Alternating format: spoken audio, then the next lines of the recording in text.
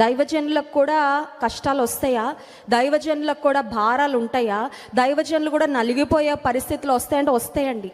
నా ఆత్మీయ తండ్రి గారు కొన్నిసార్లు సాక్ష్యంలో ఏదైనా వాక్యంలో వారి యొక్క సేవ అనుభవాలు చెప్తున్నప్పుడు ఒక్కొక్కసారి కన్నీరు గారుస్తారు.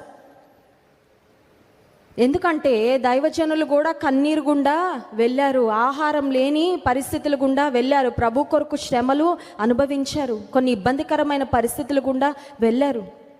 అపోస్తలుడైన పౌలు, నేను దేవుని సేవకుడిని కాబట్టి నాకు అంతా బాగుందిలే, నేను అన్ని బాగా హ్యాండిల్ చేయగలుగుతున్నానులే అని లేని మరి మేకపోతు గాంభీర్యాన్ని ప్రదర్శించడానికి ఇష్టపడట్లేదు. కానీ చాలా ఓపెన్గా, చాలా ట్రాన్స్పరెంట్గా, మేము కూడా భరించలేనంత శక్తికి మించిన భారం మా మీద పడిపోయింది, ఇక బ్రతుకుతామన్న నిరీక్షణ మాకు లేకపోయింది, అలాంటి పరిస్థితుల్లోకి మేము వెళ్ళాము అని రాశారంటే, ఈరోజు ఒకవేళ బహుశా ఈ ఉపవాస ప్రార్థనలో పాల్పొందుతున్న మీరు కూడా అనుకుంటూ ఉండుంటారు, ఇది శక్తికి మించిన భారము, మహాశక్తికి మించిన పరిస్థితి మా మీదకి వచ్చేసిందండి, ఇక మేము దీన్ని ఓవర్కమ్ చేయలేమనిపిస్తుంది, హాస్యాస్పదంగా అయిపోతామేమో, అన్యుల నోటిలో మేము బాగా నానుతామేమో, అందరూ మమ్మల్ని చూసి హేళన చేస్తారేమో మా నిస్సహాయ స్థితిని బట్టి అని ఒకవేళ పరిస్థితి మీకు కలిగినట్లయితే, ఈ తండ్రి కూడా ఒక అద్భుతం కొరకు తన కుమారుని విషయంలో యేసయ్య దగ్గరకు వచ్చినప్పుడు,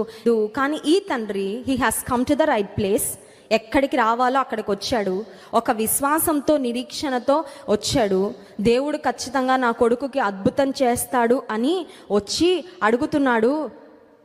38వ వచనం, నా కుమారుని కటాక్షించుమని నిన్ను వేడుకొను చున్నాను, అయ్యా నిన్ను బ్రతిమలాడుతున్నానయ్యా, నిన్ను వేడుకుంటున్నా, నా కొడుకును ఒక్కసారి చూడు, నా కొడుకు విషయంలో నీ కటాక్షము చూపించు.